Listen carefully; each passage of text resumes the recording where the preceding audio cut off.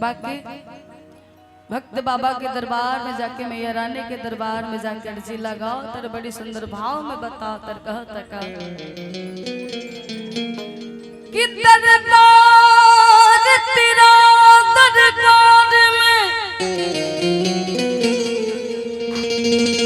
एक खास अहमियत रखता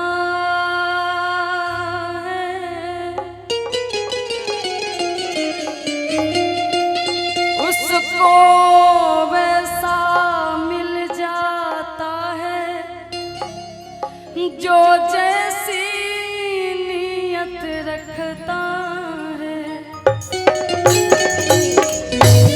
कि दरबार तेरा दरबार में एक खास अहमियत रखता है उसको वैसा मिल जाता है जो जैसी नियत रखता है। तो चलेंगे हम लोग भजन की तरफ। पड़ी भजन हमारे एल्बम के सॉन्ग वालों के सुनाई अगर अच्छा लगे तो वालों मीठे मीठे तारली बजा के प्यार साथ करें और कहे के बाद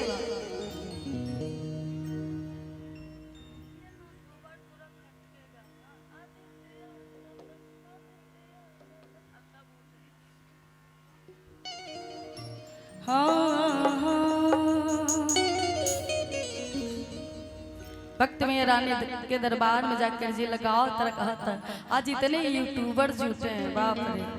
जितने हमारे यूट्यूबर भाई लोग उपस्थित हैं सभी को दिल से धन्यवाद। जय माता दी, हर हर महादेव। आप ही लोग का प्यार से सब लोग देखते हैं और सुनते हैं और इतना प्यार देते हैं तो आप लोग को दिल से धन्यवाद। और कहना है कि आगिल दुआर बानी हे देवी माई अपन परिचय कहाँ बतागी छुअल चाहतन आज छुअल चाहतन आदित्य आदित्य आदित्य नाम आदित्य नाम आदित्य नाम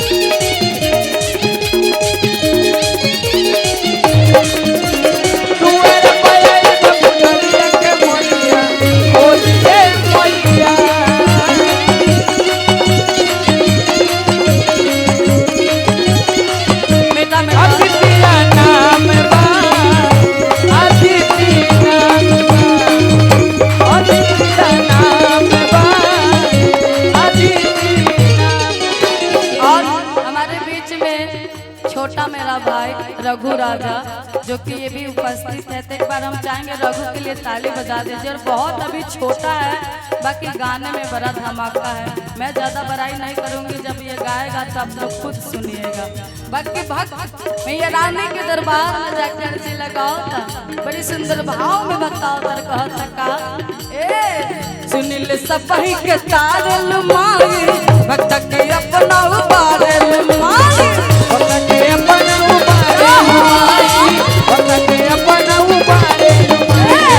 सुनिल सपही के तारल माई भक्त के अपना उबारल माई भक्त के अपना उबारल माई भक्त के अपना उबारल